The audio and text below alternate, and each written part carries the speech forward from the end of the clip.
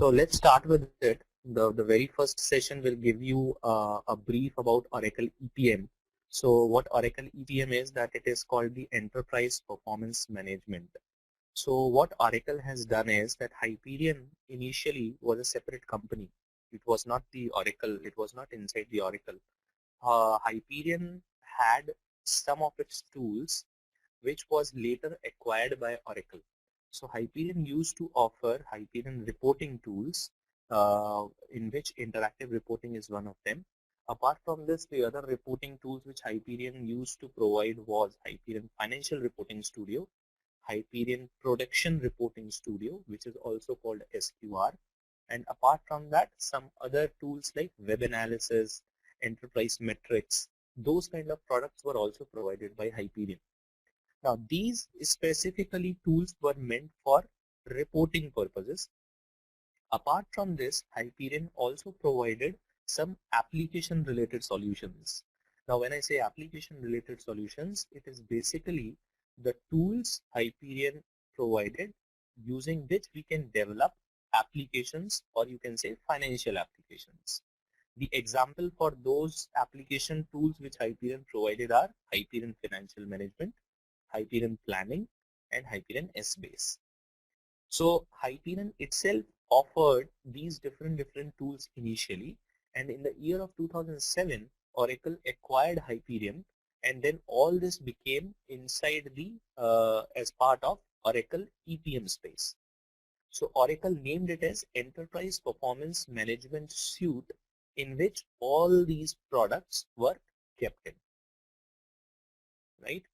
So in this particular session, we will cover the Oracle EPM components, like what all components are there inside Oracle EPM, what is the EPM architecture, and what are the different services which are related to the IR deployment, you can say, right? So in this particular slide, where it is called the Introduction to Oracle EPM. So the Oracle EPM system as a whole, you can see the diagram. In the diagram, the major thing which you need to know is that the very first layer is called the Information Access and Delivery layer. The Information Access and Delivery layer. Now what this layer is meant for is that this is the front end kind of a layer. This is only the conceptual diagram. So just think it from the concepts perspective, and the main tools and everything will be in the next slide. So what you can do, you can take the screenshot for these slides also. Otherwise, I will ask the IntelliPad to share these slides with you. And if you don't, then what you can do is that you can take the screenshot for us and keep it for your references, right? So in this diagram, just think it from the conceptual perspective, that the information access and the delivery is the very first layer in the Oracle EPM space. Now, information access and delivery is basically a front-end mechanism by which all the different applications and reports will be visible to the end users, right? So if you have heard about a term called Hyperion Workspace, then it is basically that workspace which is meant for delivering the Hyperion components. So what Hyperion Workspace exactly is, I'll tell you in detail later on. But just to keep the concept in your mind, just think it from the perspective that Hyperion offers a product which is called Hyperion Workspace, which is meant for delivering the different Hyperion components. Now when we say different Hyperion components, it can be Hyperion interactive reports, it can be Hyperion financial reports, it can be a Hyperion S-based application, it can be a HFM application, it can be a planning application. So what they have done is they have created a single portal, or you can say a common web space, or which they call it as workspace, where you can publish all these things so that end user can go and log in through web on that workspace and access the applications and reports, right? So this information access and delivery layer, you can consider it to be a Hyperion Workspace layer, right? Now the second row shows two separate tabs. One is Performance Management Applications and another one is BI Applications. Now consider these two separate tabs separately. Now when I say performance management applications, now this particular tab mainly talks about the application modules of Hyperion, which is Hyperion Financial Management, Hyperion Planning, and Hyperion S-Base. Right? So the first layer is Workspace, on which we can have two different type of things which can be components which can be published. One is the applications, that is an application developed in Hyperion Financial Management can be published on Workspace and can be accessed through Workspace. Similarly, a Hyperion planning application can be developed and published on Workspace, which can be accessed by end users.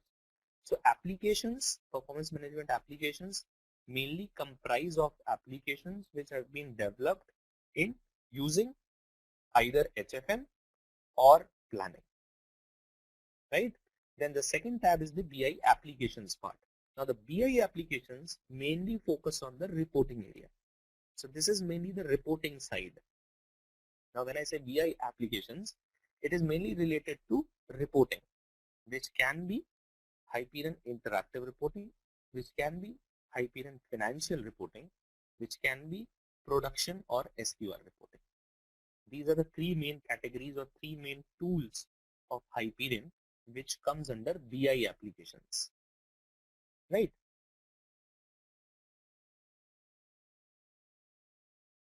The third layer is called the business intelligence foundation layer. Now this layer, you consider this layer to be a common framework or a platform which helps in managing the different performance management applications and BI applications. So consider this row as a mechanism which helps in controlling the published applications or reports on Workspace. Now, this particular row is very much similar to if you have heard about Hyperion shared services. Now, I am giving you these terms because I hope you might have read this in your whatever things you said that you have read the PDF files. So in the PDF, you must have read that there is a component of when you install the Hyperion, then there is a component called Hyperion shared services.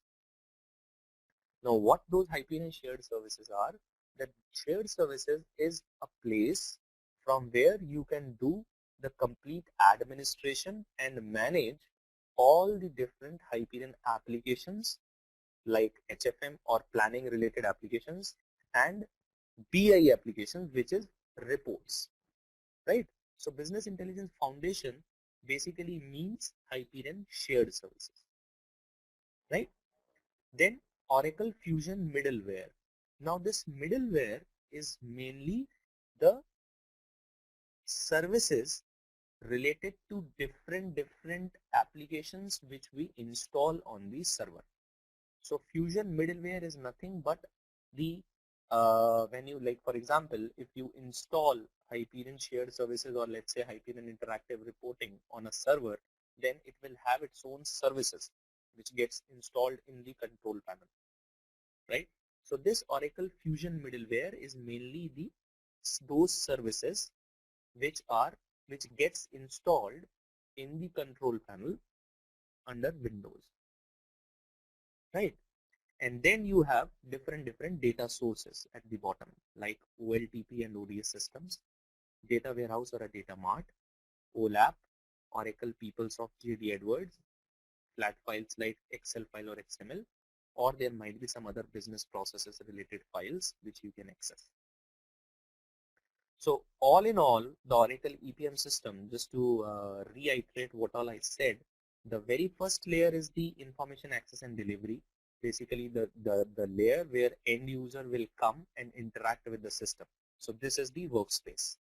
Then there are applications which can be published on the workspace, which can be a HFM, planning or S-based application, or there can be reports which can be interactive reporting, financial reporting, or production reporting. I'll give you the differences, what is the difference between three later on, but just for as of for references, keep this in mind. that there can be 3 different type of reports which can be published on Workspace and can be accessed by end users. Then all this reside or is being maintained or administered through another module which is called Hyperion Shared Services, which lies under Business Intelligence Foundation. And then all these 3, that is Workspace, applications, reports, and shared services, they all have their services installed under the control panel, which is basically called the Oracle Fusion Middleware. And then these reports are further based on different data sources, which can be a OLTP system, which can be a data mart or a data warehouse, which can be a OLAP system, any ERP system, any flat file. Right. Now, OLTP system is mainly the online transactional processing system. Generally, what happens is that reports are not extracted out of OLTP system. Reason being is that OLTP is the transactional database where all the transactions are happening. So therefore, that system is generally meant for, for updations and insertion of records. That system is not optimized for generating the reports or select clause, right? So generally, we have 2 type of systems. One is the OLTP system, one is OLAP system. OLTP system is generally meant for insertions and updations, like for example, a airline reservation system. Like there might be a mainframe system where end user or let's say Thomas Cook is doing some booking. So when they are doing the booking, they are doing it on a mainframe system. That system is called the online transaction processing system, where transactions are being updated. Then the IT department of that particular airline will have a separate system, which they call it as a OLAP system or a data warehouse system, where the data from transactional processing will be copied to the data warehouse. Then this data warehouse is being used as a source of reports, which can be a KPI report, which can be a transactional report, which can be a financial report. Any kind of report can be extracted from this data warehouse or data mart, which is the kind of um, repository of that transactional database, right? So then there is a further concept of how to design a data warehouse, how to normalize the data, denormalize the data, and then access the data from the data warehouse, right? So it's like that. So do you have any questions, Asim, till now? Means whatever I have explained, are you getting what means? Are you getting the way I am trying to explain? Yes, I'm getting it, and it is explaining a lot of things to me. Okay. So do you have any question till now? No. Okay, perfect. So we are done with this slide. Then moving on to the next slide is Hyperion System 11 components. Now, just to give you a brief about the different versions of Hyperion, Hyperion Interactive Reporting started with a version called Brio, BRIO, which was on version 6. Actually, Brio itself was a separate company which was taken over by the Hyperion. Hyperion itself had only one product initially, which was called Hyperion Space. Now, the full form of Space is Extended Spreadsheet Database. So Hyperion as a company had only one product in the year of 95-96. They launched this product of Hyperion Space. And Brio was a separate company which has developed this relational reporting tool, relational database reporting tool that was called Brio, right? So after some time, Brio was acquired by Hyperion. So when Brio was acquired by Hyperion, Hyperion renamed that product with the name of Hyperion Intelligence Designer. So Hyperion Intelligence Designer was launched with version 8. So version 6 was the birth of Brio. So version 6 was the version on which Brio started. Then Brio was acquired by Hyperion, and Hyperion renamed that Brio as Hyperion Intelligence Designer and released version 8. Then later on they released version 8.1, then 8.3, then 8.5, right? Then after that, Hyperion was acquired by Oracle. Now when Hyperion was acquired by Oracle, Oracle released a version 9. So till Hyperion, all these products were sold independently. Means like Hyperion Intelligence Designer, that is the reporting tool, used to be sold independently. Hyperion Planning was an independent product. Hyperion HFM Financial Management was an independent product. So there was no common kind of a interface between the three, right? So when Hyperion was acquired by Oracle, Oracle released version 9 in which they introduced this concept of Hyperion Workspace. And on Hyperion Workspace now, you can access all the products of Hyperion. They were integrated under that umbrella of Hyperion Workspace. So all the things or components which you develop in different Hyperion products can be published on Hyperion Workspace, which was a web-based tool, or you can say web-based portal. An end user doesn't need to have any kind of client installed for viewing the outputs of the applications or for accessing the application. They simply have to open the URL, log in with their user ID and the password, and see those applications, right? So now from version 9, every year they release one new version which has previous versions fixes also added in the new version. So version 9 was the version from which Oracle started releasing the version every year. And right now, in the year of 2013 or 2014, the latest version is version 11.1.2.3.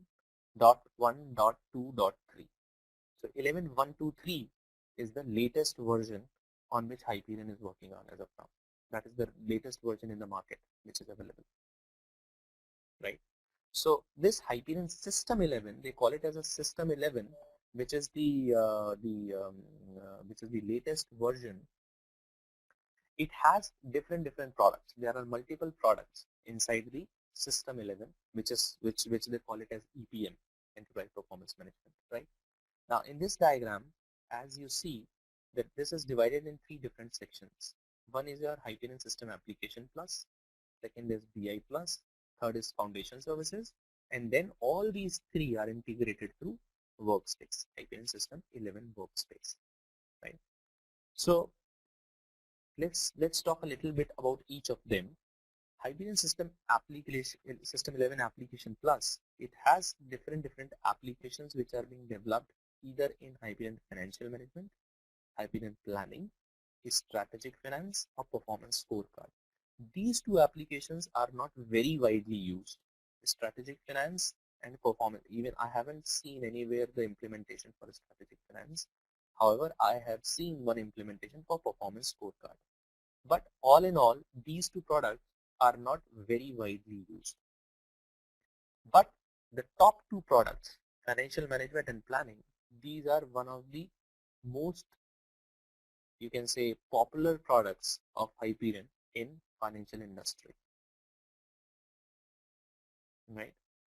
So in case, let me talk briefly about Hyperion Financial Management and Hyperion Planning. Hyperion Financial Management is meant for financial consolidations. Now when I say financial consolidations, it is mainly the income statement and the balance sheet and the cash flows for a particular company. Now each company has their financial processes in which they generate the quarterly and yearly results, right? So for example, there can be a company which might have its subsidiaries. Like for example, if you can consider Tata as a company. So Tata Corporate is a company under which there are 90 or 91 companies are there, right? So for example, if Tata Corporate needs to present its numbers, then it needs to consolidate the numbers across all its subsidiaries, right? So you need a system which can help you in doing the consolidation of numbers across all these subsidiaries or affiliates under one corporate umbrella. Now, this consolidation can involve organizations or subsidiaries in multiple geographies, right? So they might have different currencies involved in it. Then there can be some intra-company or intercompany transactions, like Tata Motors and Tata Steel might have some kind of transactions. So at Tata corporate level, there will be these transactions will be nullified, right? So these kind of small things are built in a pre-built module of Hyperion Financial Management, which has the inherent features of doing the currency conversion, of eliminating this intercompany transactions at the corporate level, right? So Hyperion Financial Management is that tool which is meant for doing the financial consolidation for a corporate company across its affiliates or subsidiaries. Hyperion Financial Management is mainly deals with actual numbers. Now when I say actual numbers, it is mainly that actually what has happened, what is my actual revenue, what is my actual expense, right? What is my actual cash flow over the period of time. So Hyperion Financial Management deals with actual numbers. And then let's move to Hyperion Planning. Hyperion Planning is another module which mainly deals with budgeting and forecasting, right? So HFM deals with the actual numbers and planning deals with your budgeting or forecasting numbers or planned numbers. So every organization during the start of their financial year, they do certain level of forecasting and budgeting. Now when I say budgeting, they generally do the budgeting of expenses, revenue, operational expenses, OPEX, capital expenditure, CAPEX. So these kind of four major points which generally they budget on or plan on, right? So they budget that each which can be at different department level, which can be at a particular line of business. Like for example, if it's a mining company, let's say there is a mining company, right, which can have a line of business like gold mining can be there, aluminium mining can be there, phosphate mining can be there, right? So how much expenses will I incur for a particular line of business? This is my budget for this year, right? So all those things are generally being done in a Hyperion planning system. So Hyperion planning system is nothing but it's a web-based system in which we give access to different web forms. We design separate different web forms in which the end user or the financial users, they input the data, and then that data goes for approvals, and then it gets finally frozen. So there is a specific process or a workflow for it.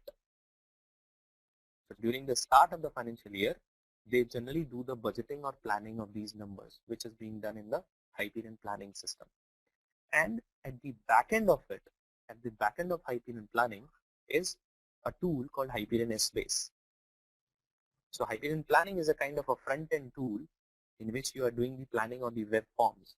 Now when you are entering the data in the web forms, it must be getting updated somewhere.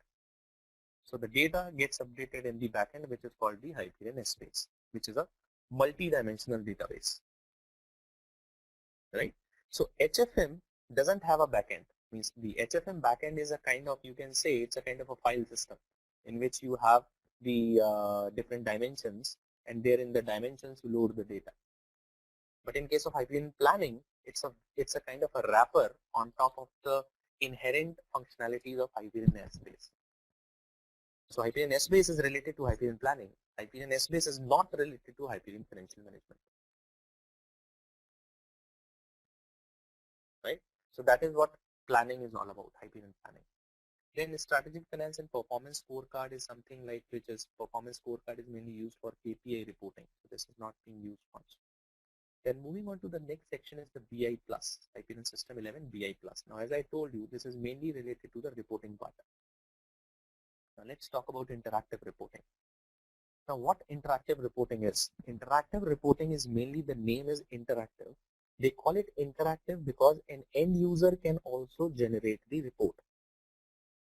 It is really, you can say it's a child's play to develop a report in interactive reporting. That is so easy. It is simply called drag and drop, and then you have to simply join the different tables and then means get the results. So it is really easy. The main thing for interactive reporting is that interactive reporting can be connected to any relational database.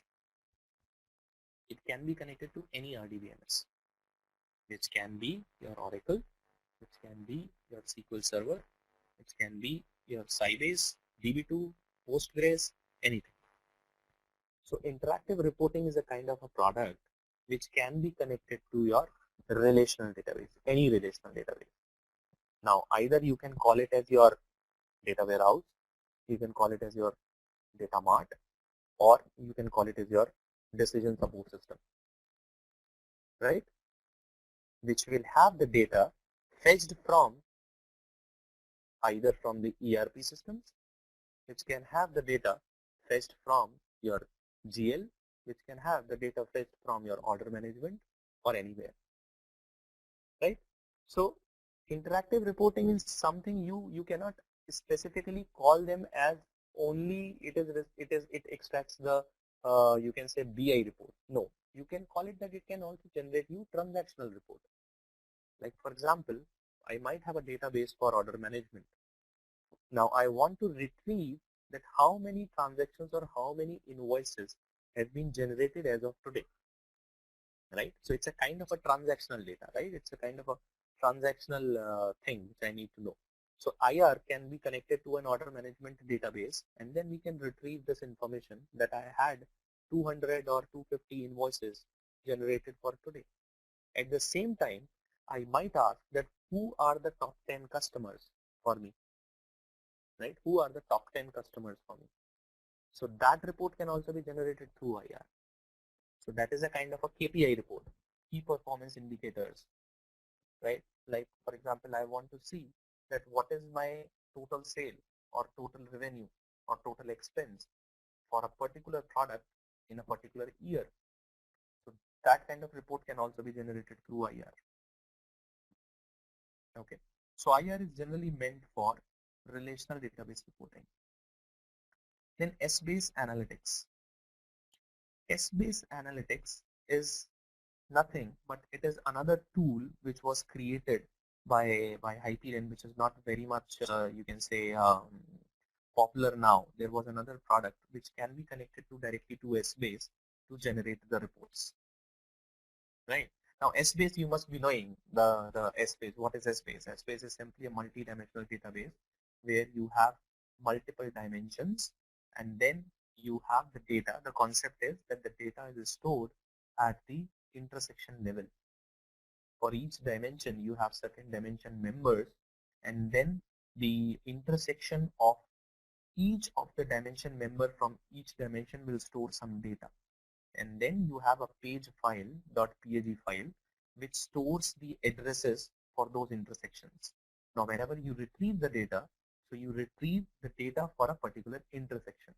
Now, it quickly goes and searches in that page file and gives you the data on the fly. Right, so that is a very small, bleak line, conceptual line, which I have told you about S-base. I'm sure you must be knowing it, that what an S-base is all about and how the data is stored in it. And then there is a concept of sparse and dense dimensions. So, so that is basically the basics for S-base. So then web analysis is another again tool which is used for connecting and generating the financial reports. The web analysis has another feature that you can create dashboards also in web analysis. So web analysis is generally a financial reporting or dashboarding kind of a tool. Then financial reporting. Financial reporting is another, you can say, sibling of interactive reporting. But the thing is that financial reporting can only be connected to Hyperion HFM. It can only be connected to Hyperion applications like HFM, planning, or S-base. You cannot connect a financial reporting studio or a financial report with a relational database. You cannot do that. So that is the major difference between IR and FR, that in IR you can connect to any relational database, and also you can connect IR to, you can also connect IR to S-base. You can do that. But for financial reporting, you cannot connect it to a relational database, like for example, Oracle. You cannot do that.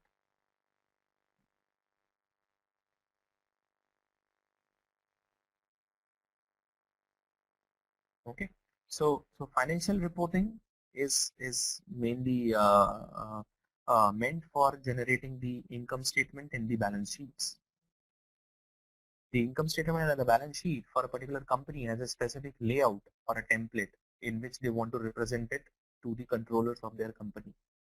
So financial reporting is a kind of a report which has a specific template or a freezed layout which the developer builds, and then the number is updated simply on the monthly basis. So a financial report is something like which is developed by the developer once and then it continues to live over the period of time. Only the number gets updated on the monthly basis, right? That is financial reporting. Then production reporting. This is also called the SQR reporting. Production reporting is another obsolete tool of Hyperion. Nobody uses production reporting now. Production reporting came into existence even before IR. So what used to happen was that there was a demand for some static reports. Like for example, you want to see certain reports which should be given to you with only the updated data and the format of the report should be the same, right? So there the concept of production reporting started. However, it is not being used anymore, so there is no point of discussing this much because this is kind of an obsolete tool now. Then moving on to the foundation services, there is another tool which is called Master Data Management and BI Plus Foundation. BI Plus Foundation is nothing but it is the shared services, which I told you a little while ago, that shared services are generally used for the maintenance or you can say the integration of different applications, right? Master Data Management, just a small brief about what MDM is. You might have read it. Master Data Management is nothing but it is a kind of a central repository for maintaining the different dimensions. For example, let's say if I have Hyperion Financial Management application and Hyperion Planning application implemented in my environment, and for example, I have a accounts dimension, right? In accounts dimension, let's say in the ERP, there is a new account introduced with a particular code. Now I want to enter that chart of account or a particular account in my Hyperion planning application as well as in HFM application. So one way is to individually go in HFM and planning and update that, right? Now another way is that you create a common repository called MDM where you update this and then MDM will flow this new account in HFM application and the planning application, right? So in that case, the benefit is that you update that only at a single centralized location and then that particular data will flow in downstream applications. So that is called master data management. That you have a place where you are managing the master data for applications, right? Then application link advance, I don't know what this is. I have never used it. So I'm not very much sure that what is application link advance.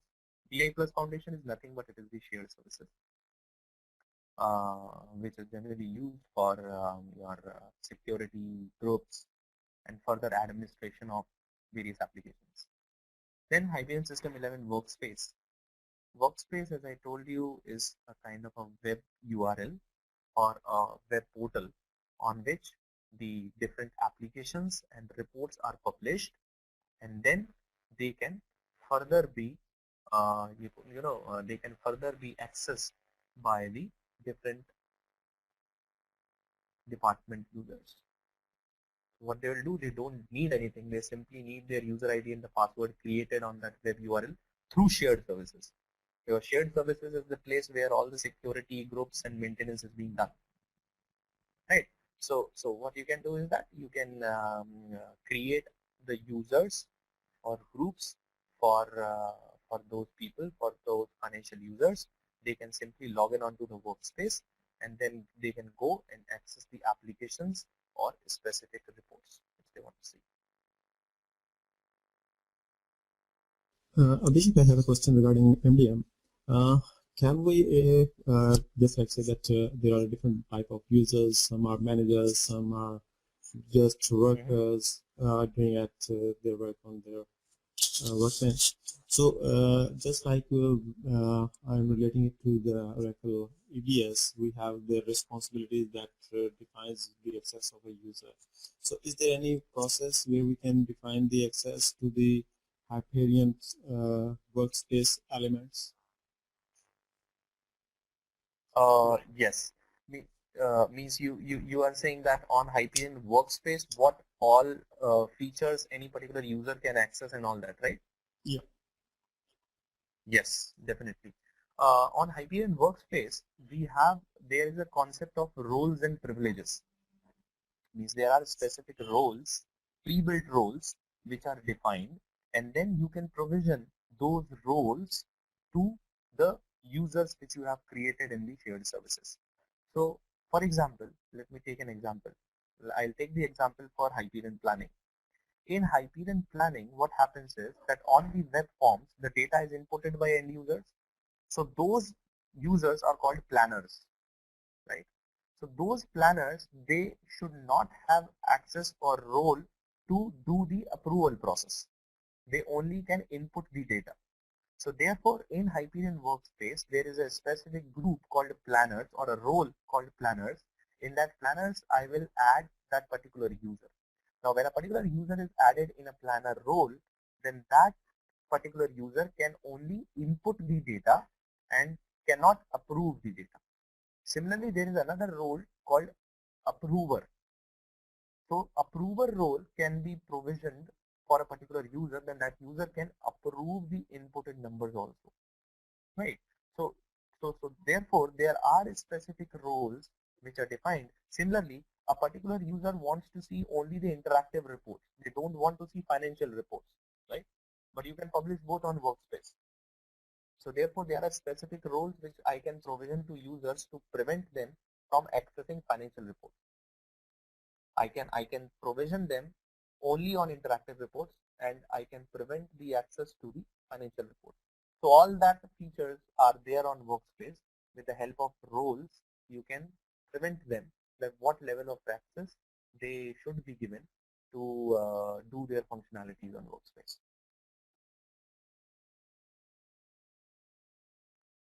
Okay.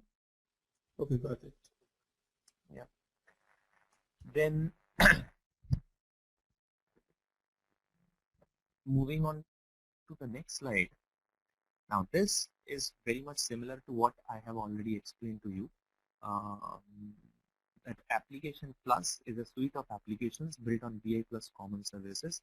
Key features include, again, this is talking about the different applications like planning, forecasting, and budgeting, which is mainly related to Hyperion Planning. Financial consolidation and reporting, which is related to HFM, and performance scorecard, that is again as a separate application. Then BI common services are shared across the application suite as well as internal and external data sources, support a broad selection of reporting functionalities. So again, this is like just saying that there are multiple reporting tools that are provided for relational query and reporting, which is interactive reporting, multi-dimensional analysis, which is your Hyperion S-base, financial reporting, like which can be connected to S-base, planning, or HFM, and production reporting. Now, production reporting, I forgot to mention one thing, that production reporting is also a relational reporting tool only. Production reporting can also not be connected to any financial applications like S-base, planning, or HFM. So production reporting is also a relational reporting tool, but it has very less interactiveness in it.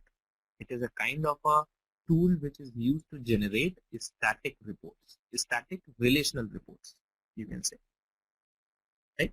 Then the reporting tools provide numerous choices to distribute data such as enterprise reporting, web-based query, dashboard, and spreadsheets, right? So dashboard and spreadsheets means you can export the result sets data in the form of an Excel sheet or a spreadsheet. You can export that Web-based query and reporting means that you can query the data or generate the report through web, that is through Workspace. So it is mainly that. But, and then further you can distribute the data means again the Workspace, that you can publish the report on Workspace and then everybody can see that particular report after logging on to the Workspace. Okay. Then foundation services, as I told you, that it is the shared services which is built on a security and metadata infrastructure with common data model. The key features include the user provisioning, that the user provisioning is done through shared services. Now this license management, now this is obsolete now. License management for the tools is not being done through shared services anymore. So this is wrong. We should remove this from the slide, and license management, we can only write user provisioning. This license management is not being taken care of through shared services now. Initially, what used to happen was that in initial versions of version 9, shared services used to have a file. In that file, all the products for which you have purchased the licenses gets updated. Okay. Now this is one important thing which you should know, and I would also like to clarify that it is not necessary for you to take the licenses for all the applications and BI reporting tools, right? Means there might be a scenario or a company which only needs reporting tools. They don't want Hyperion planning, they don't want HFM, they don't want Space, right? So in that case, you can only purchase the licenses for Hyperion Workspace and Hyperion IR. Similarly, if you want the complete suite, then you can have Workspace, Planning, HFM, Base, and Reporting. So therefore, you can mix and match these things as per your contract with Oracle. So it is not necessary that you need to go and purchase the complete Oracle EPM suite. So you can pick and choose the different tools as per your demand or as per your requirements. But Hyperion Workspace and shared services are two things which needs to be there in all the cases. Hyperion Workspace and shared services. These two things you definitely will have to purchase irrespective of your reporting tools or applications.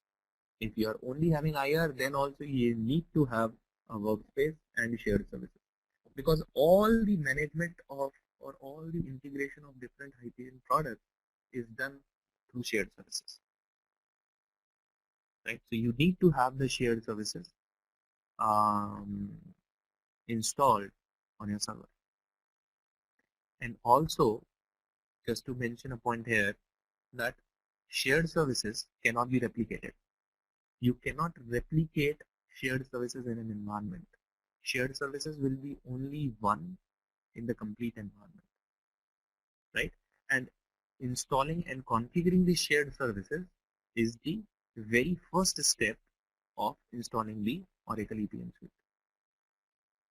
You cannot install or configure Hyperion Planning or Hyperion IR or Hyperion Financial Management unless and until you have Hyperion shared services configured on the server,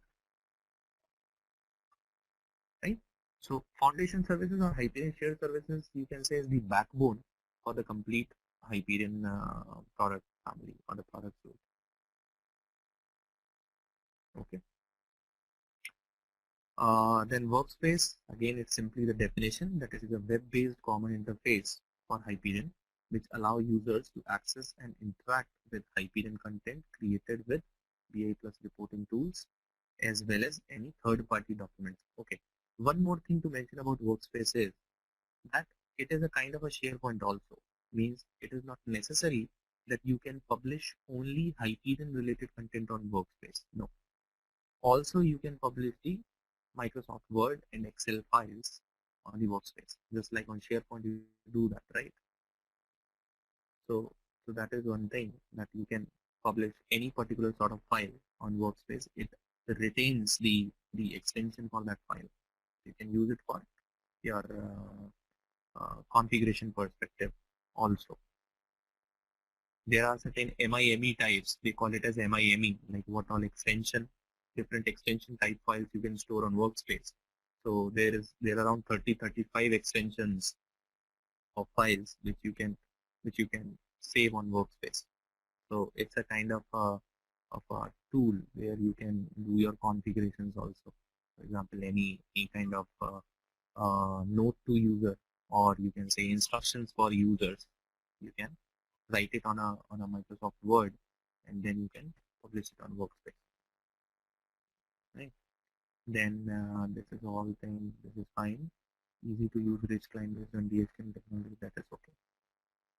And moving on, this is your BI plus 3-tier architecture. So Asim, till now, do you have any questions? No, I am good. Great. And moving on this slide, this is also one of the important slides from the architecture perspective. That what is the architecture for BI plus reporting tools, right?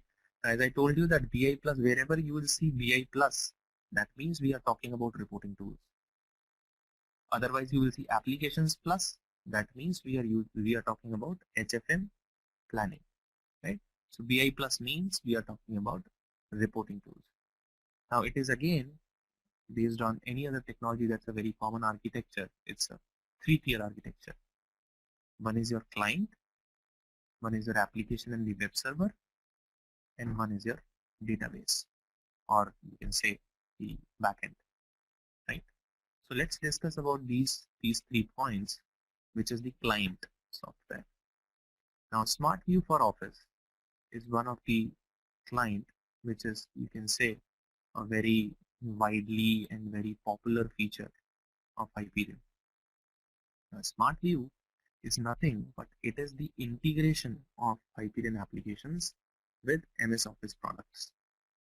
Now what happens is that it's a client version, so you have a exe for Smart View, which you can download from Workspace. On Workspace itself, there is a option of installing the Smart View, so you can download the exe file, run it on your machine, and then what it will do, it will create a menu at the top of your Excel. Whenever you will open the Excel, in the top menu, you will see a Smart View tab over there, right? Now, whenever you will click on that Smart View tab, it will give you the feature to connect to Hyperion Financial Management, Hyperion Planning, Hyperion Space, or Hyperion Workspace. These 4 things will be available for you in Excel.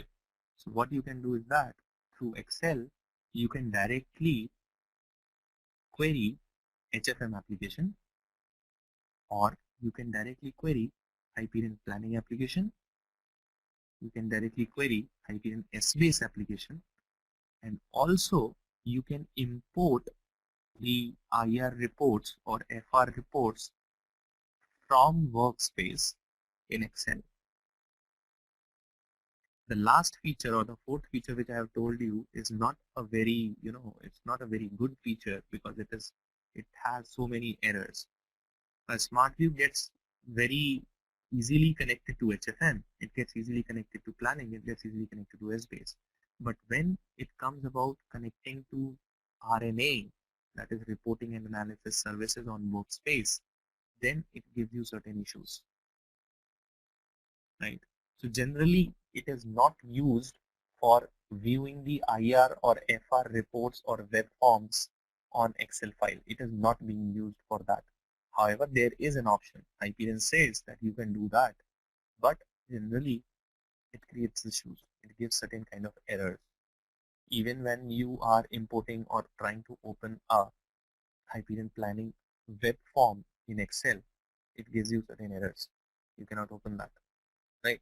So that is one of the kind of, you can say, flaws in Hyperion system. But a Smart View can easily be connected to your space planning and HFM, and that is very handy. That is very good, because most of the financial users, they deal with Excel sheets. They deal in Excel sheets, right? So they simply say that you do nothing, just give me the data in an Excel, and that will be fine with me, right? So that's why this is one of the features which makes Hyperion a very widely accepted tool in the financial market or in the financial industry. Right? That is smart key. Then authoring studios. Now authoring studios are again the client version for different reporting tools. Like for interactive reporting, there is a studio called IR Studio. For financial reporting, there is a studio called FR Studio. And for production, there is a SQR Studio.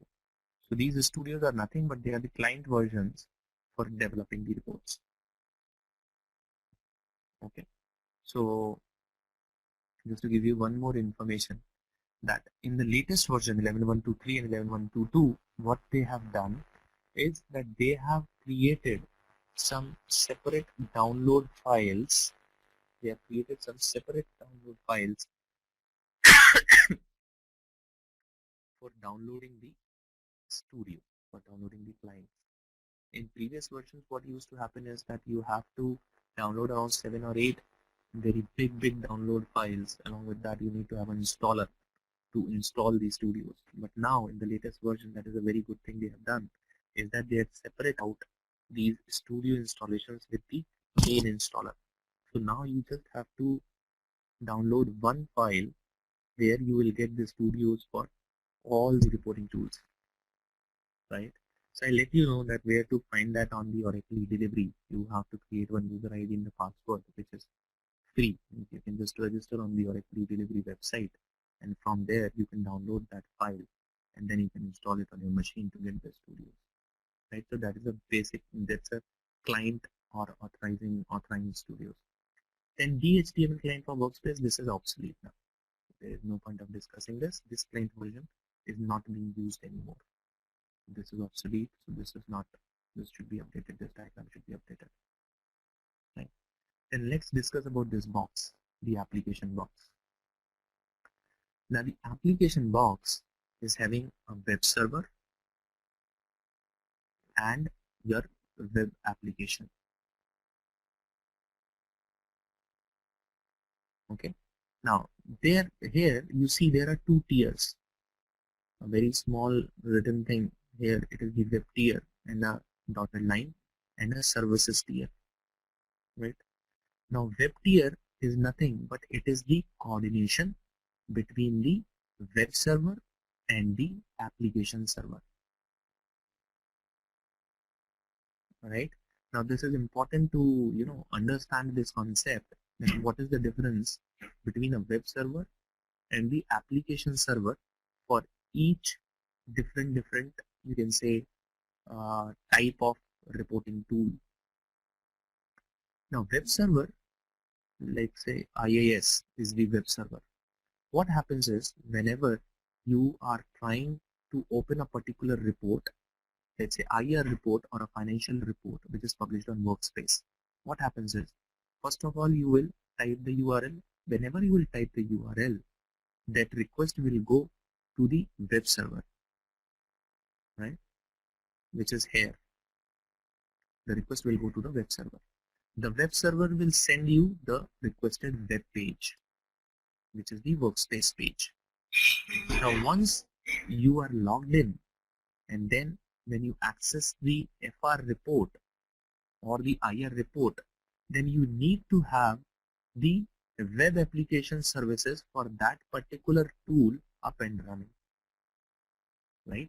So first thing is that you will interact with the web server, that is through the Workspace. Then the web server, then once you click on the report, the web server will send the control to the application server for that particular application. Like say if it is interactive reporting, so the web server, which is IAS, will send the request to IR web application, is the application server. And then this IR application server will further send the request to IR services, which is in the services tier, which is there in the control panel, right? So initially the request comes to web server, then it goes to the application server, and then application server routes it to the services. Then it goes to the services, right? And then these services can further go to the core services. Now what are these core services? We will discuss later on. These core services are mainly related to your authentication and authorization, DAS and all those things. So these services, like for example IR services, they coordinate with core services to complete your request. Right? And then this is the database layer, which is simply your can be a relational, multidimensional, or any other data source, ODBC data source, right? Through which you can create or establish a connection, and then you will get the output.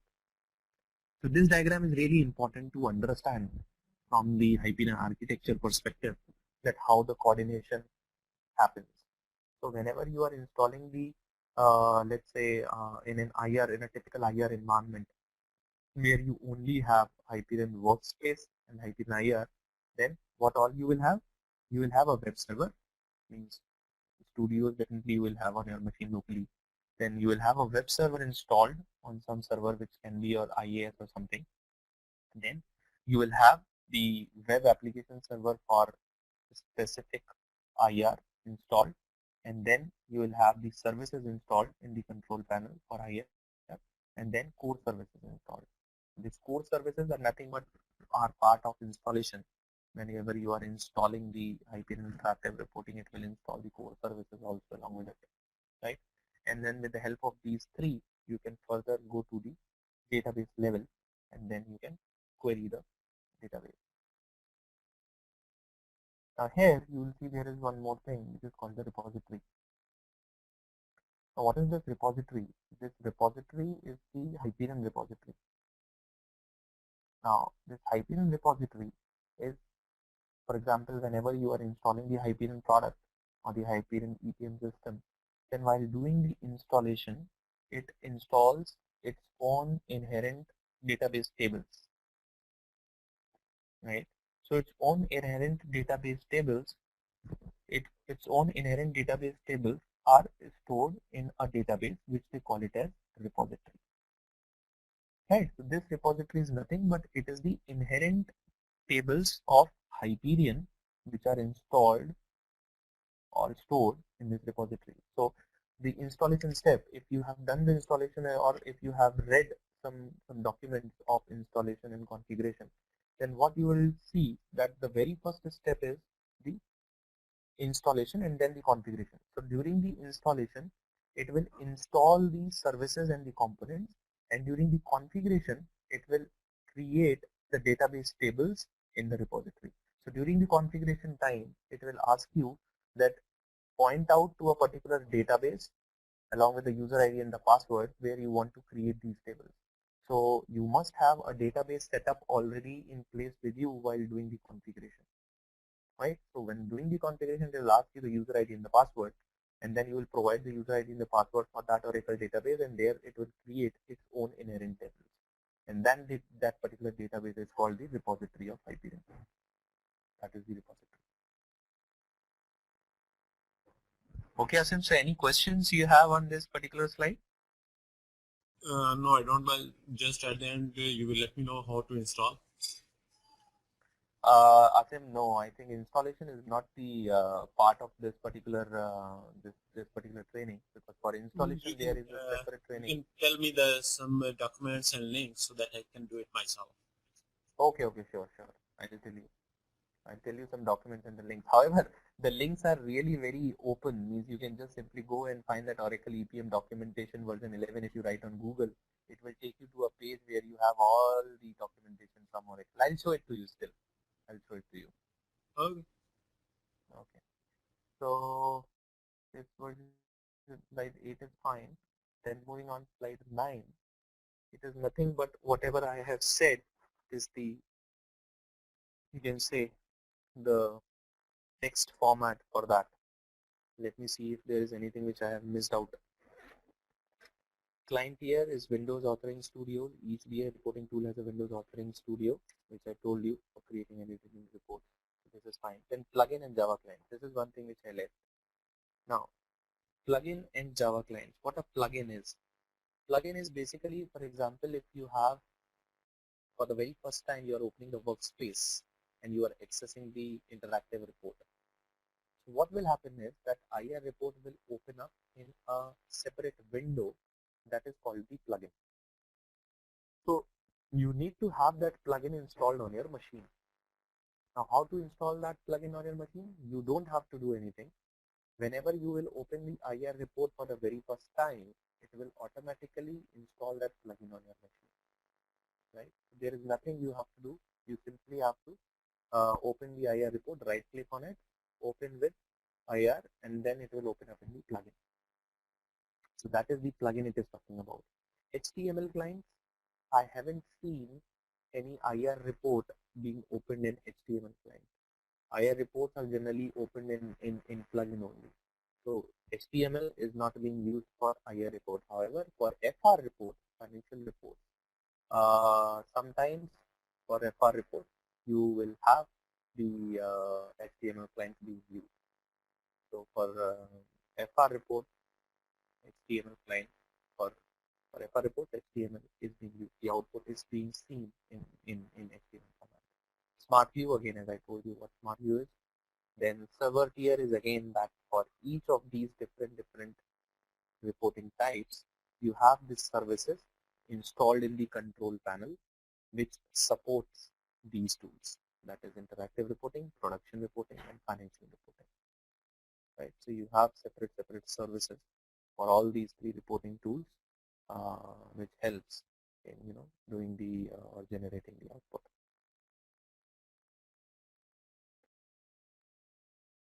Okay. Then here BI plus key features. It stores all the metadata and reporting documents in a BI plus common repository that can be built on a variety of data sources, data as well as other enterprise. Yeah. So BI plus, again, see what a metadata is. You must be knowing the metadata, right? So as I told you, that repository is being maintained, so that repository contains all the metadata for this particular tool, right? So it is talking about that. So that repository, it's not necessary that you need to build it on Oracle. You can build it on any data source. You can build it on SQL Server, you can build it on DB2 or anything or anywhere you can build that particular repository or data source, right?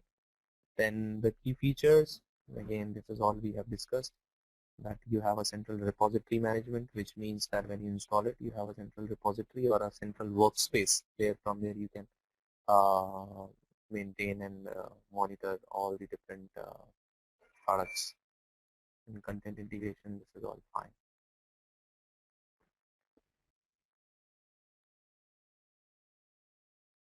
And this is again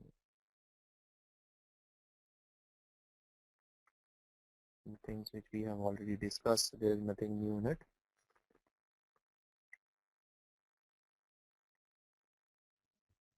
And then you must be knowing about Analytic Administration Services Console, right? If you have worked on Space, then you must be knowing what it is. No, I haven't worked on Space. Okay. So Asif, this is basically nothing, but this is a kind of a you can say client which you install it on your machine, and then with the help of admin console, we generally call it as admin console. Analytic Administration Services Console, nobody calls it with this name. Everybody calls it as admin console. So admin console is nothing but it's a console from where you can do the administration for SBase.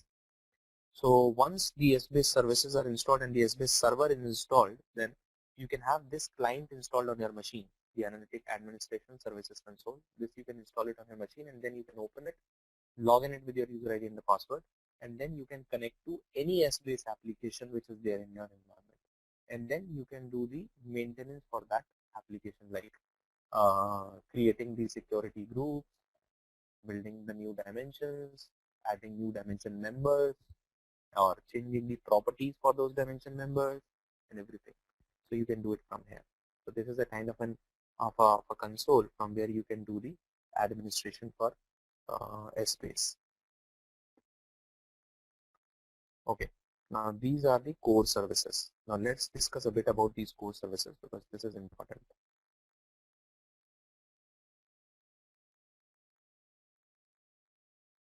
Okay.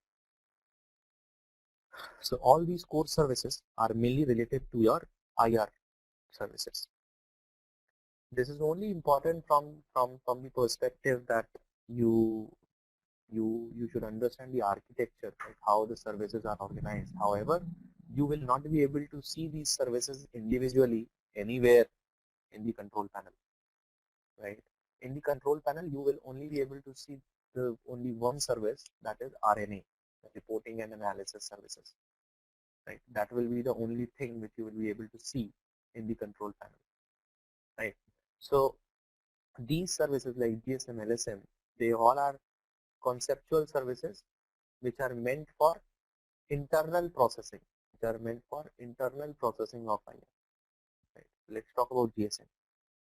GSM is nothing but it's a kind of a, you can say, a global service or a common service or the master service which is responsible for distributing the work to LSMs, that is local service manager, right? So for example, let's say if there are 100 users, 100 simultaneous users who are trying to log into Workspace and access the IR report. So what will happen is that GSM will identify that where the request should go. Before that, there is a concept which I should tell you, that there is a distributed environment and a dedicated environment. There is a difference between the two. Distributed environment is the one in which you have multiple servers on which Hyperion installation is done. However, a dedicated environment is one in which there is only one server on which all the services are installed. So distributed environment is mainly meant for load sharing.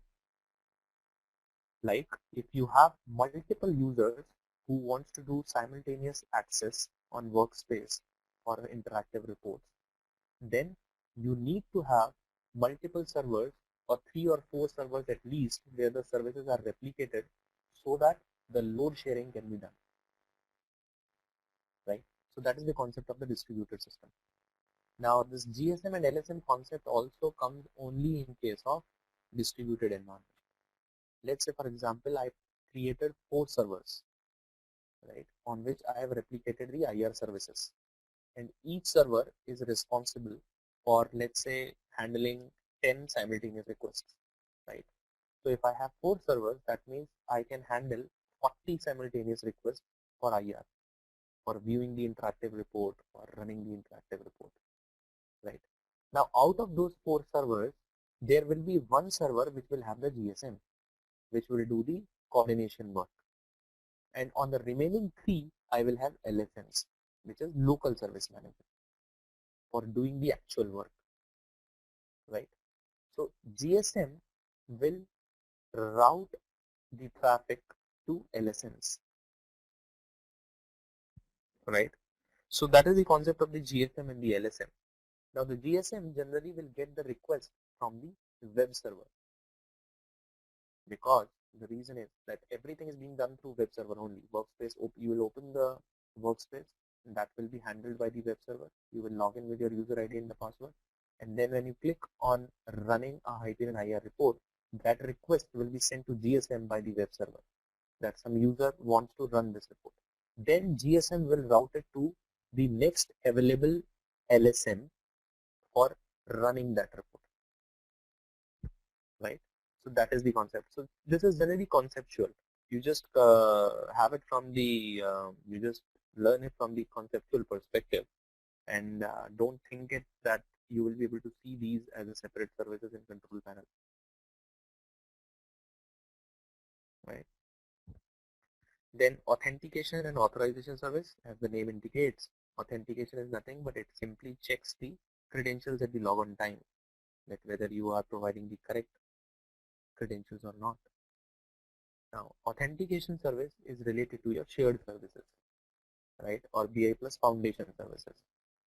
Shared services, as I told, is mainly responsible for creating the security, users, groups, roles, and privileges. So this authentication service is mainly responsible for authenticating that you are the correct, you are providing the correct user ID and the password, right?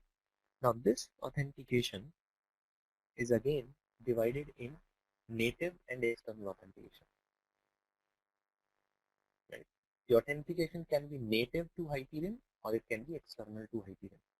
Now this is important from the perspective that a native authentication is nothing but which happens internally to Hyperion. That means native authentication means the user has been created in the Hyperion repository. However, external authentication is through Active Directory. Mainly it is through external authentication because in big organizations what happens is that they have a common MSAD directory, Microsoft Active Directory, on which they maintain the user IDs and the passwords. Then all the applications within that organization are in sync with that MSAD or Microsoft Active Directory, right?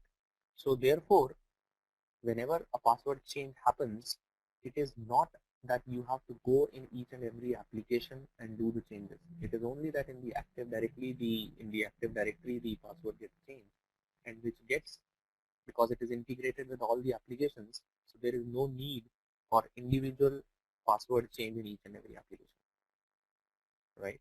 So that is called external authentication, which is a very simple step. While doing the configurations, you simply have to tell Hyperion that I want to do an external authentication. Then it will ask you that where is your Active Directory. Then with the help of Active Directory, you can simply integrate that Active Directory in Hyperion, and then it will show you all the users of that Active Directory, and any user in that Active Directory which is having the relevant roles assigned to it can log into Workspace, right? So authentication service is responsible for authenticating your user ID and the password from the Active Directory if it is external authentication, or from the Hyperion repository if it is the native authentication.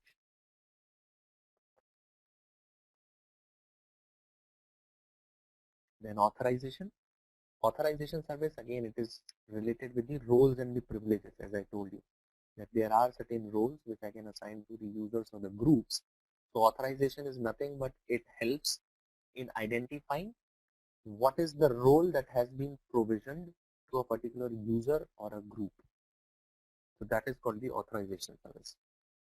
So any user who is logging in wants to see the IR report needs to log in with the credentials which will be taken care by the authentication service, and then the authorization service will authorize that this person has the relevant roles to access the IR report, right? And session manager is, again, it maintains the number of simultaneous system users, monitor all current sessions, and terminates accordingly. Then service broker is not that much important. Logging services, again, it's a service which is mainly used for maintaining the logs. Now, one important thing about the logging service is that you have to be very careful in terms of what level of logging do you need in the Hyperion application, right? Because if the log level is too granular, then there can be a memory or storage issues, right? So you have to be very much careful to the level of logging you want to have or set up in your Hyperion application. Then usage service is, again, one thing which is very important, is that usage service is responsible for keeping track of the current application usage, right? For example, if I am logging in the application, then it keeps track of the number of logons which are being done by different users on the Hyperion Workspace. So there can be a scenario in which I want to, extract a report in which I want to see how many number of users have logged in a particular day on Workspace to see my traffic, right? To see like what is the current usage of the Hyperion system. So that can be extracted from the repository. So this service is mainly responsible for maintaining that. Event service. Event service is, again, mainly related to the event. Now, what is an event? That is, again, a point of discussion now. The event is basically nothing but, for example, let's say loading of the database or the data warehouse. That is an event. So I want to run my report just after the data load is completed, right? So what I'll do, I'll create an event I will create an event which will run my reports once the data load is complete, right? So event service is nothing but it helps in maintaining those events and running those particular schedules accordingly, right? The IR reports can be scheduled on these events to run. Whenever these events are successful, then those IR reports will execute, right? Then these two are again very Abhishek, I have a question regarding yes. event services. In event Yes. services, what type of conditions we can apply for event to run? Just like some event will run at 9 a.m. or what time Yes. the event should run. Yes. Can we Yes. Yes. take this decision on any particular users that if this user run this report, what it should do like these things? No, actually these events are not specific to users, but these events are specific to the objects or the reports. Let's say, for example, you mentioned it correctly. Like, for example, if I want to run a particular report at 8 a.m. every day, every morning, right, from Monday to Friday. So then I can create an event which will have it mentioned that I want to run this report or I want to run the report after 8 a.m. So I'll mention the time and the calendar days on which I want to run it. So it's a very good graphical user interface where you can create the event where it will ask you that this is a recurring event, time-based event, or event like, for example, database update, right? So this is a very interactive feature in which you will be able to see and add the parameters. So you are right in terms like, for example, if I want to run a report at a particular point in time, then I can define that over there in the event, right? And this event creation is done from Workspace. So you don't have any kind of a client for it on the Workspace. You have to log in with the user ID and the password and go to the event, and then you can create a new event. Okay, got it. Okay. Then these two things are a bit important and need to have a elaborate discussion from my perspective, from from basically IR perspective, you can say. Now, one is your data access service, or we call it as DAS. It's called as DAS. DAS is very important service in terms that this service is responsible for connecting my IR report to the database. Right? Now you keep this thing very much clear in your mind that IR report is nothing but it's a front end, right? And then we have a specific back end which is called which can be in Oracle or SQL Server or something like that, right? So there is for any particular front end tool, you have to create a connection string between the front end and the back end, right? So between IR and database, we create the connection string which is called the OCE, right, which is called the Open Catalog Extension. So this is important because I'll take it later on as well, but just to create references in your mind, I'm telling this thing that the IR front end and back end connectivity is established with the help of an object called OCE, Open Catalog Extension. Okay, and this DAS service, data access service, is responsible for making that connection happen on web, right? Now, if this data access service is down, let's say, now this is a specific service. Again, as I told you that you will not be able to see this separately in control panel because this is again integrated in under one service only, which is RNA, reporting and analysis, right? But still, when you analyze the logs, or when you, for example, if that service is down, then the log will clearly say that dash is down. So then you have to, what you have to do? You have to restart RNA services so that test gets restarted. So DAS is mainly responsible for creating the connection between IR and database. Okay. So if that is down, if that service is down, then even if your IR services are up and running, your database is also up and running, but still you will not be able to process the report. It will give you the error, that's not available or that's unavailable, right? So therefore, that is really important from the perspective that you have to, from the perspective in order to run it, right? So that is that. Moving on to the last one, which is lifecycle management. Now, lifecycle management is one utility which is used for migrating the objects, right? Let's say there are three environments: development, test, and production, right? In development, you develop, let's say, 100 reports. Okay, there are three developers or four developers, and all the four developers develop 25 reports each. Now there are 100 reports, IR reports. Now you want to migrate these reports in the test environment, right? Now one way to do that is to do it manually, right? That the 25 reports which each developer has created on their desktop can publish it on the test environment, just like the way they published it in the dev environment. So one way is that, but that's a very time consuming and kind of repeated activity. So instead of doing it, there is a utility called Lifecycle Management Utility. Now this utility can be accessed through shared services, right? Inside shared services, you will see there are applications listed on the left side. Now when you click on it, you will see the different IR components listed over there. For example, which can be IR reports, IR schedules. I have not discussed about schedules. I'll let you know what schedule is.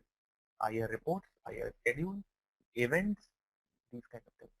So what you can do is that you can create on those radio buttons. What it will do, lifecycle management will create a XML file on your desktop, right? So what an administrator will do is that the administrator will log in into the shared services, go on to the lifecycle management utility, click on the radio button for, let's say, IR reports, and then click on generate XML file. So what it will do, it will create the XML file for all those 100 reports. Now what you will do, you will go in the test environment, you will open the test environment, again log into the shared services, go to the lifecycle management utility, and there you will click on import, right? So once you click on the radio button import, then you can again import that XML file which you have exported from the dev environment, and you can import it into the test environment. So once you import it, all those 100 BQIs or reports will be created in the test environment, right? Now BQI, I'm telling you BQI, what a BQI is nothing but it's the extension of the report which you built in Hyperion IR Studio.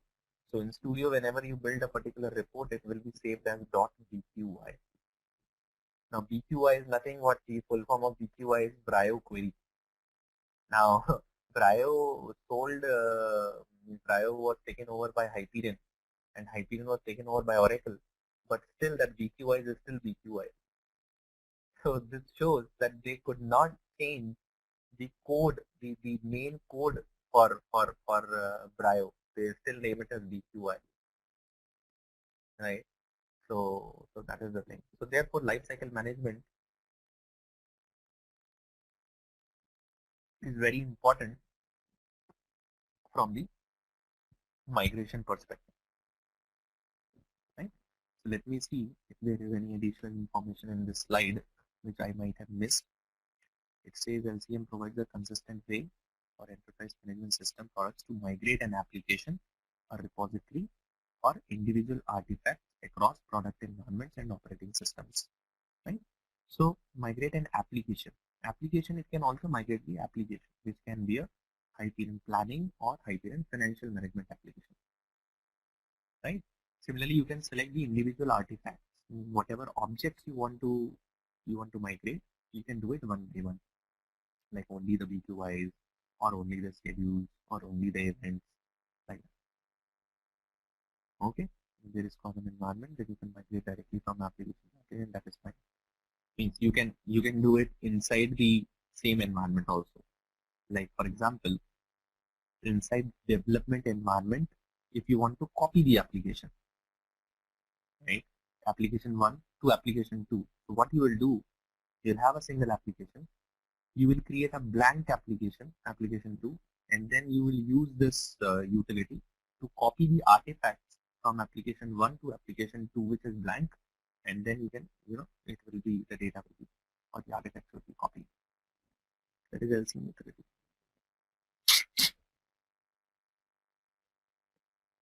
Okay. Now coming on this particular slide I think 15, which is the typical IR production architecture. So before taking these two slides, Asim, do you have any questions till now? Anything related to any? No, I am good till now. Okay, perfect.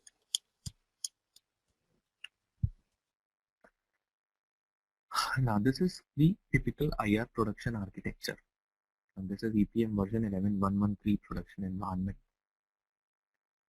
Now if you see, there are 1, 2, 3, 4, 5, 6, 7. 7 servers are there. You remember a few minutes ago I discussed, or I explained you the concept of distributed environment. So this basically depicts one environment in a distributed way, or just in a distributed fashion, right? So what is being done here? What are the things which you need to closely monitor is that this is the GSM server, Global Service Manager, right? This is the GSM server. This server is mainly responsible for routing the request to different LSM servers or the IR services servers, right? Now you can see over here, this PRD OBI1 is the web server only, right? It doesn't have the IR services installed on it, right? So this server is mainly responsible for obtaining the web requests. So whenever you will type the URL Workspace, it will go to OBI1. It will go to OBI1. This server is not responsible for running the IR reports. It is not responsible for that. It is only responsible for accepting the Workspace URL requests, right? So this is only, you can say, the web server. Then OBI5, PRD OBI5 is your Global Service Manager. Now this Global Service Manager is responsible for maintaining the availability of local service managers. OBI4, 6, 7, 8 and 9 are the LSMs, or the local service managers. 4, 6, 7, 8 and 9, right? So these 5 servers are local service managers. So once you will type the URL, the request will come to OBI1. Then OBI1 will send the request to OBI5, which is the GSM, and OBI5 will further route the request to any of the available LSMs, which can be 4, 6, 7, 8 or 9. Okay, so that is how it is being done. One more point to specify is that only IR services are replicated. As you can see, the IR base, dash and IR BI services. Base IR dash services, base dash IR services, base dash IR services, base dash IR services. Now that is nothing but data access, which I told you, right? So only these services can be replicated. Apart from these, all the other core services, which is authentication, authorization, event services, usage services, all these will lie on GSM only. They cannot be replicated. There is only one, there can only be one authentication. There can be only one authorization service. There can be only one event service, right? Only IR services can be replicated on different LSM servers, right? So once GSM routes the request to the available LSM, then the LSM will further send the request to respective database or repositories or data sources, right? So that is how basically the flow of IR or architecture is all about. I have a question. Go ahead. Can we specify that which server should go to which data source? Just like if I want to dedicate some services like server 6 and 7, that they should only extract data from databases and repository side, and other server like server 8 and 9 should cater the requests pertaining to the data sources different EDW, DM01 or like this. Yes. But yes, you can do that. But why would you like to do that? In fact, in my mind that there are some specific servers which are using a number, which are getting a number of requests for database and repositories, and I want to dedicate 3 servers for database and repositories, and I am getting less queries for other data sources, and I can dedicate one server to that data source only. Okay. Yes, you can do that. Now, how you can do that, I'll let you know. See, each of the server, as you see, is having a dash service, right? DAS service, dash service. Now, in this dash service, you have to define the data sources for which this server can connect to, right? So you can go on each of the server, and inside dash services, you can specify only the data sources for those databases for which you want this server to access to, right? But the only disadvantage with that approach, which I foresee, is that even if you have these 2 dash services which are available, they will not be used, right? For example, let's say the data sources are defined only on these 2 servers, on 6 and 7, right? But the number of requests are these many that these 2 servers are not sufficient enough to handle those requests.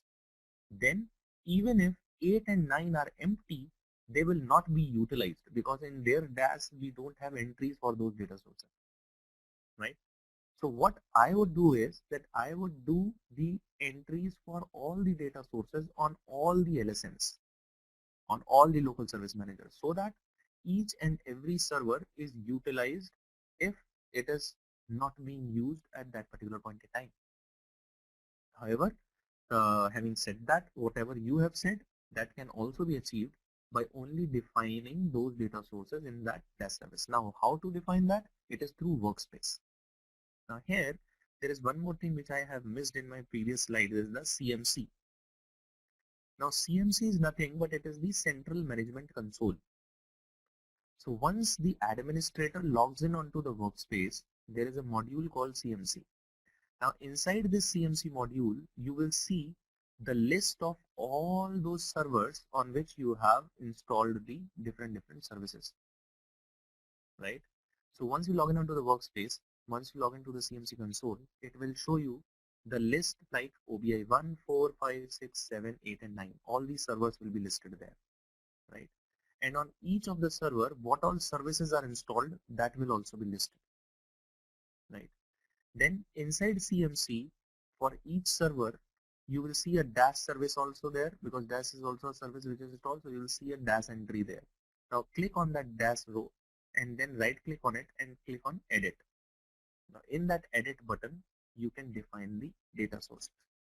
So there you can only specify for 6 and 7, you can only specify those data sources in that dash entries for which you want to restrict these servers to, right? And then that will be Okay, what's about the restricted. GSM? What about What's the? about the GSM? How will it know that? Let's see, I have two dash services on server 6 and 7, and two other dash different dash services on 8 and 9. Is Yes. the GSM intelligent enough that particular query pertaining to a database or repositories, does it know that to which server I have to send this request, or it will send to all of the servers and then the server will decide? Yes, you are right. We see what happens is that the coordination between GSM and his LSM is defined at the configuration time. When I am doing the configuration, at that time I will define that this server is having the GSM and the remaining ones is having the LSM. But to answer your question, GSM will send the request to the available servers, and then accordingly this IR LSM will respond to GSM that this particular dash entry is not available, and then GSM will route it to another server, right? It is only when it will not receive a request from any of the dash services, then it will give you the error. Getting my point? So what it will do, first of all, GSM might go to version to server 9, right? Now server 9 will respond that this data source is not listed in my dash entry. GSM will quickly send it to any next available in a round robin, let's say 8. 8 will also say that it is not available in my dash entry. Then it will go to 7. Now 7 will have the dash entry, so it will process it. Now let's say 7 also doesn't have the dash entry. Similarly, 6 doesn't have the dash entry. Similarly, 4 doesn't have the dash entry. Then GSM will point the error that this particular data source is not available with any of the dash services, so I will not be able to process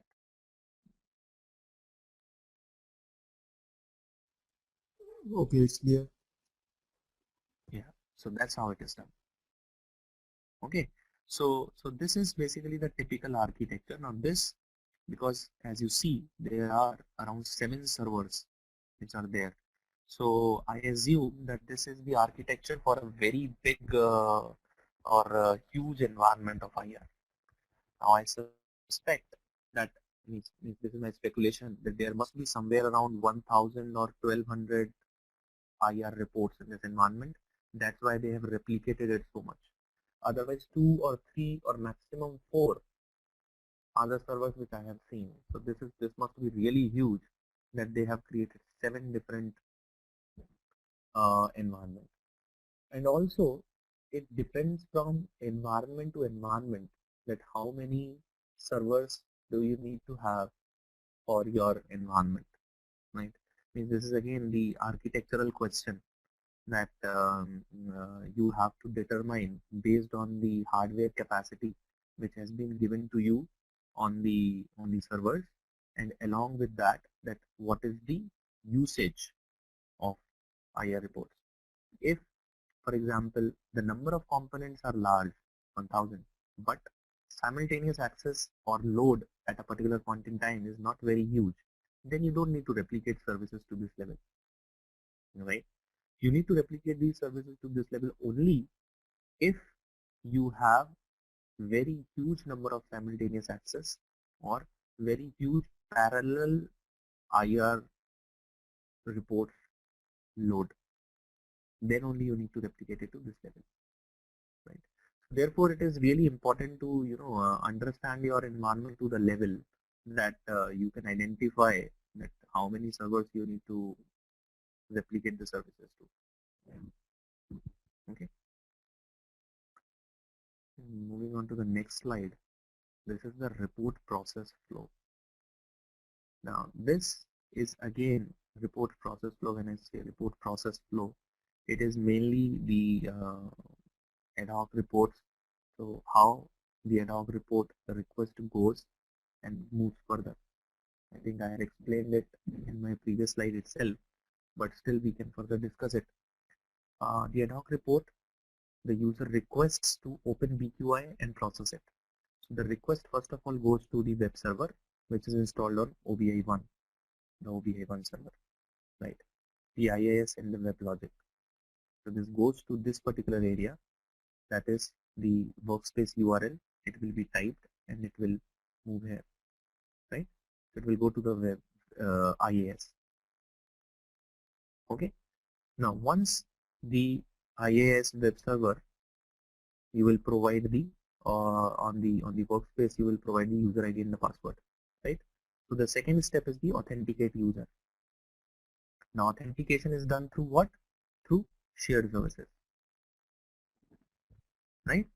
Through shared services, the authentication will be done that whether you are the authenticated user or not. And this shared services will be having its own schema or a repository, which is EPM shared services. So this shared services will go and identify in its own database that whether this is authenticated or a valid user or not, right? If you are successful, then it will create a session to GSM, right? So web server means workspace URL, authenticated user through shared services. If you are successful, then it will create a session with GSM. Now then GSM will further authenticate, authorize you, and then accordingly will send the request to LSM. That is what it will do. See, it will retrieve the report code and log from the EPM BI, which is the another repository. So from repository, it will extract that particular report, and then the execution of that report will be done on any of the servers, which can be 6, 7, 8, and 9, which is the LSM, sorry, right? So then GSM will route it to the LSM. Now then LSM 6789 will have its own dash services with which it will coordinate with the data sources. Now here you can see the connection that this data access service will create or submit database generation report to EDW, right? And then EDW will generate the output, generate report, and then it will be seen to the end user through ad hoc report, right? So that is how the flow is. I hope the flow is clear to you, Asim. Is it?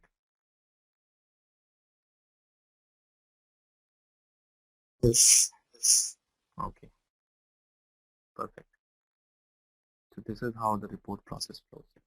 Then I think this is the last slide. Yeah. So this is again the Oracle EPM relook. Relook means what are the different components which we discussed about.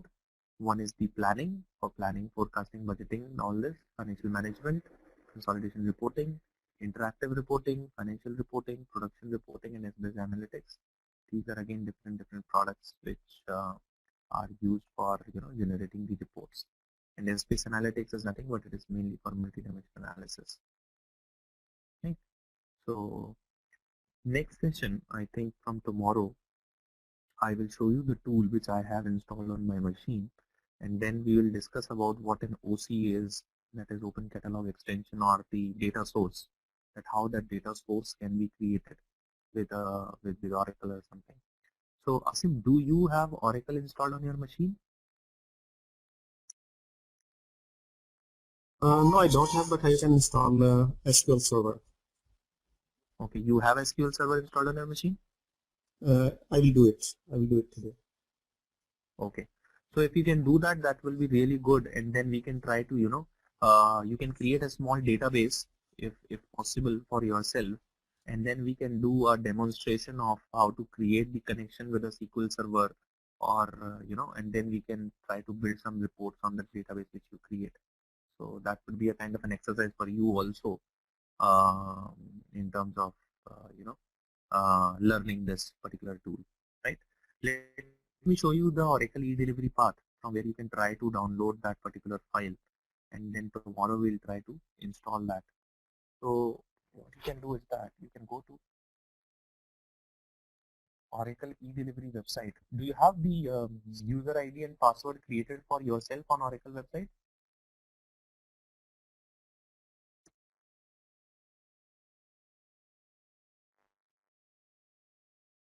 Yes, I do. Okay, so this is the website, edelivery.oracle.com. click on sign in.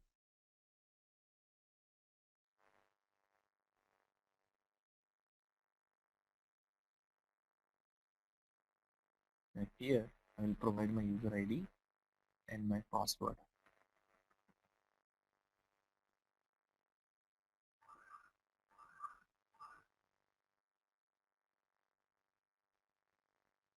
Here I'll accept the terms and the conditions and click on continue. Now here you select this. Out of this list, you select Oracle Enterprise Performance Management System. Select your Windows. It must be 64-bit. Click on Go. Then there are two versions, which is your 11.123 and 11.122. You can click on 11.123, click on Continue, and then here you will see there is one file, this one, V3793801, 2.3 gigs. These are the client installers for Microsoft Windows. EPM system release 11.123 client installers for Microsoft Windows, right? So just try to, install this particular file on your machine, and then tomorrow we'll try to install it. And I do have a 32-bit system. Is there any problem with this, or it will? I don't think so. No. I think even on 32. Let's check it. If you have a 32-bit system, let me just see if these things are available here.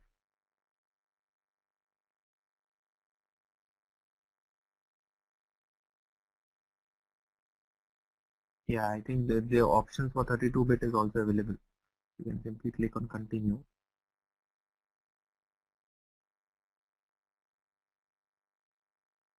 Yeah, here you go 2.3. Yeah, same file is available for 32 bits also. EPM system release 11.123.0 client installer for Microsoft Windows.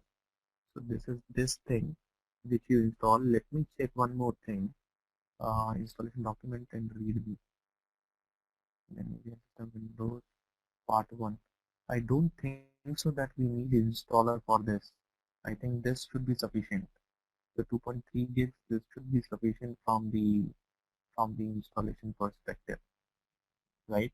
So you just download this particular file locally on your machine, and then another thing is that SQL Server you are saying, so you try to install SQL Server also on your machine, and then we'll try to create a connection with SQL Server on your machine tomorrow, and then work on the tool practically. Okay, I was reading the document. It was saying that it will create 3 databases, 2 RDBMS and 1 E-based database. S-based database. Sorry, S-based database. So what I think that I should install the SQL Server first, and then I have to go for this IR installation. No. You don't install. Yeah, you don't go for IR installation. That IR installation we will do in tomorrow's class along with me. Okay. You simply install SQL Server and try to create a small dummy database for yourself. Okay. For this IR installation, you don't install it. And regarding S-base, no, you don't. S-base, we don't need to install S-base. We will only install IR client. So that even doesn't need any kind of repository or database installation. Just you install SQL Server separately. Separately means different from this Hyperion. Separately install SQL Server on your machine, and then with the IR client, we will try to create the connection with SQL Server. Okay. So I have to install SQL Server, and I have to download this EPM zip file and try to install EPM. No, you don't try to install EPM. You don't install anything. Yeah, you simply install SQL Server and download this file. That is it. Okay, got it. Okay, and then tomorrow we'll try to install it on your machine together, and then let's see how things go. Because I also have the Studio installed on my machine, so this is how it looks like. Have you seen it before? This is how IR Studio looks like. Yes, I've seen it on Oracle Web. No, I haven't seen it.